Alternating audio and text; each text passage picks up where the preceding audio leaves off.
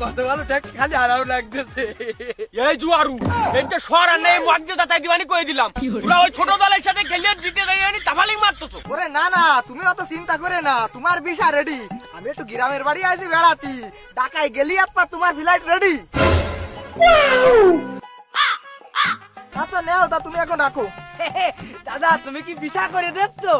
তোমার কত টাকা লাগবে তুমি শুধু আমারে কও। সব তোমারে দেব, তুমি খালি কও তুমি কি ভিসা করে দিচ্ছ। ওরে না না, ওই ভিসা টিসা করতে কোনো টাকা লাগবে না। একটা কথা না দেশে উড়কে দল যারা সাপোর্ট করবে তারকে নিয়ে যায় ওই দেশে গ্রিন কার্ড করে দেবে।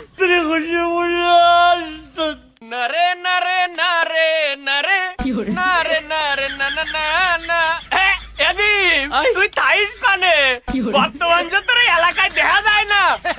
I currently live in home in Bangladesh, but I can't রাস্তাঘাটে আসি না। কি ব্যাপার বন্ধু, তুই যে বর্তমানে ইংরেজিতে কথা করছিস আর কালকে আমাকে ব্রাজিলের খেলা হইলো, আমরা জিতলাম, তোরে তো পর্দার সামনে দেখলাম না, বানেছিলি? ওরে পাগল, এরা অন্ধভক্ত কোনো লাভ আছে? যে দলেতে কিছু পাওয়া যাবে না, যে দল করে কোনো লাভ নেই, সে দল করার কি দরকার? হাত দিবে না তো সেই পরের গেরে কাজ করি। এই দেখ আমার দিকে টাকা, আমি আগে আর্জেন্টিনা সাপোর্ট করতাম, ও দলে কোনো লাভ নেই, আমি চলে আইছি ওই দলে। জানিস কোন দলে? এখন আমি আমেরিকার দলে।